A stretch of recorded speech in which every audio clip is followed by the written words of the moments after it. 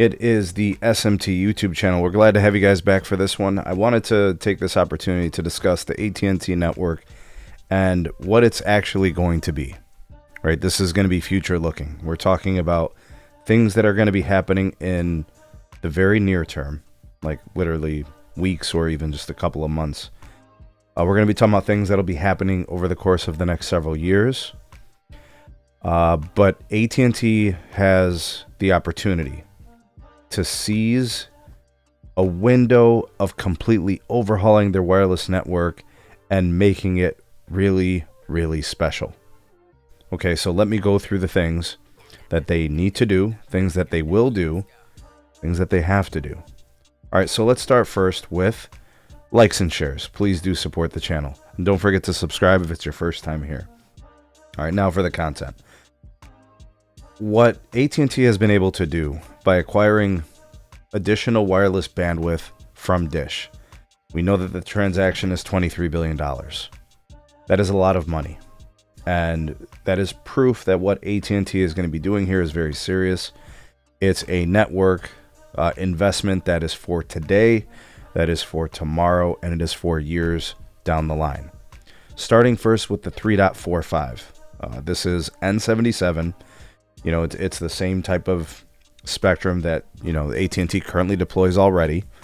And, you know, it's similar to like the C-band that they deploy and what Verizon deploys with C-band N77. Okay, now, some markets, AT&T was able to acquire, I think, 40 megahertz of it additional. Some markets it might be less. There might be some locations where it's like 30 or 20. I'm not sure. I have to go back and look at the map.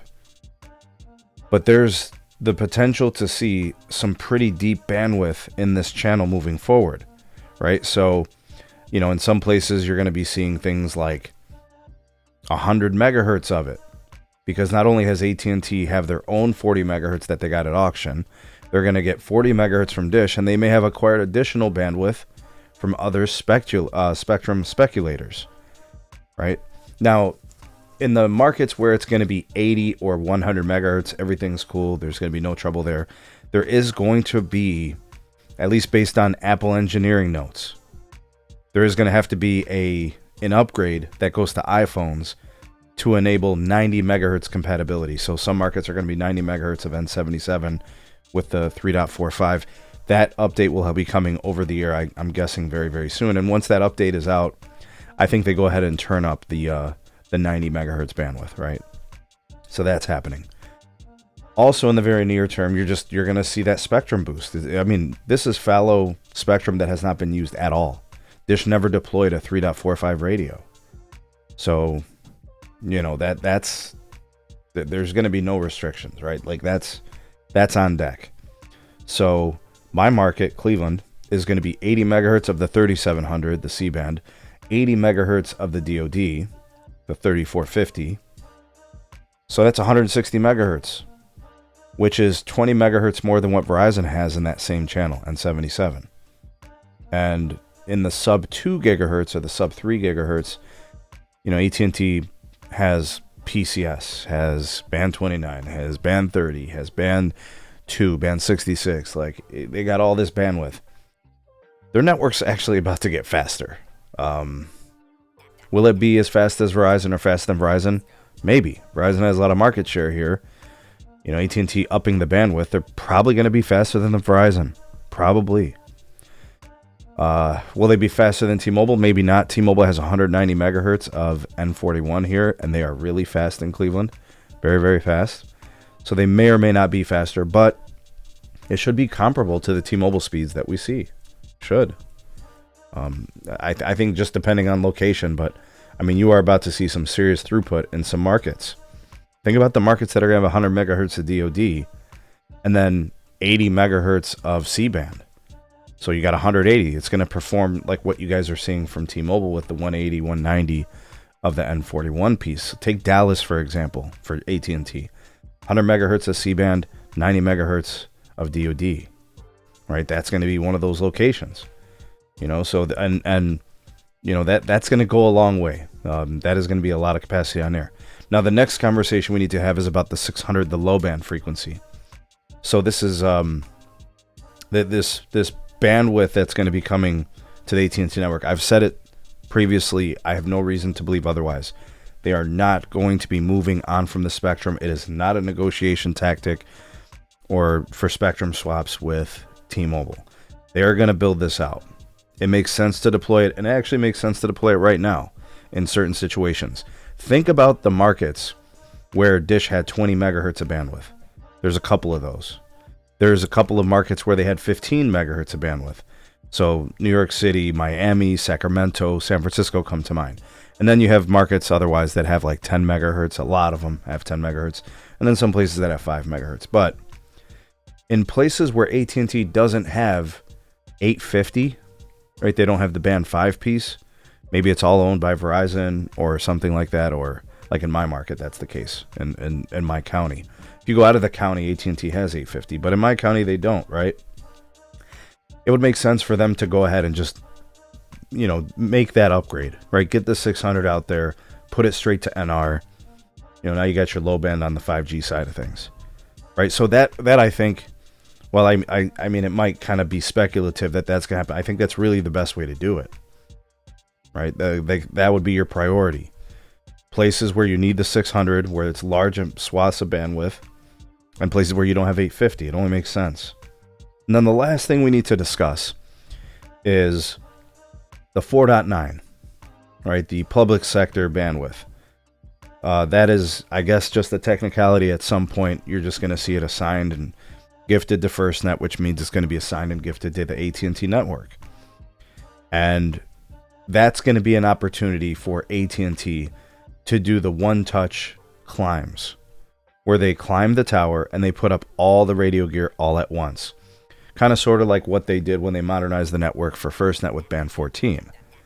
So they're going to go up, they're going to put up 600. They're going to go up and put up the 4.9. They're going to go up and, put up the DOD and the C-band, whatever the radio gear requirements are going to be and those kind of things. So there are several different moments within this network upgrade that you guys are going to be seeing as the network goes from Nokia to Ericsson, as the network goes from 40 megahertz of DOD to 80 or 90 or 100 megahertz, as the network goes from, just one low band carrier or two low band carriers to 3 or 4 with the additional 600, right? As the FirstNet, the 4.9 gets put up, right? And we see that upgrade happening. Like it's very, very likely that AT&T's network is about to see the exact same renaissance that we saw with FirstNet. I want you guys to think back to 2018, 2019, and even into the beginning of the pandemic.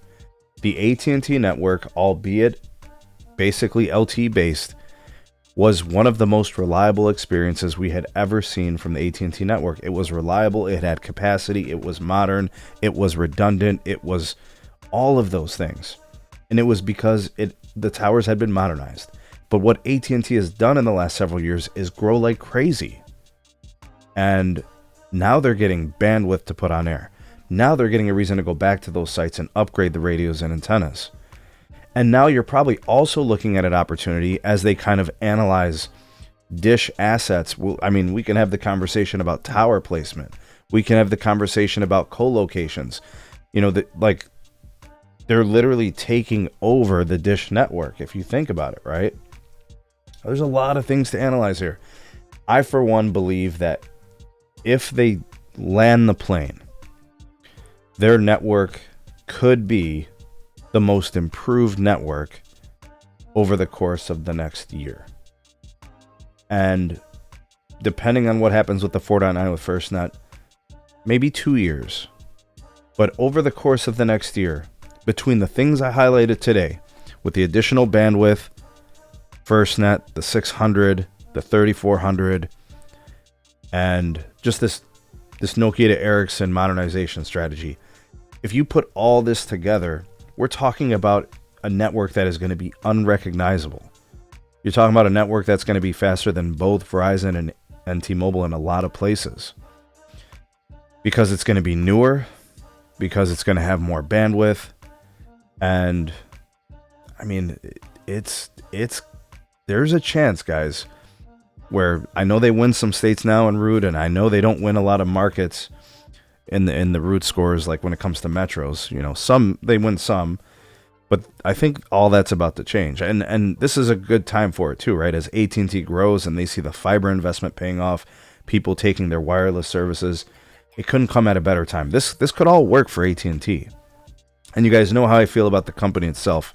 I'm not a fan about a lot of things, but this network is about to get really, really good, especially if AT&T nails it with the efficiency of the building of it. They can do it. Let's see if they can nail it. Let's see if they can land this plane. Let me know what your thoughts and opinions are. Comments, questions, concerns are welcome. Like, share, subscribe. Check out some more videos. We'll see you guys soon on the next one.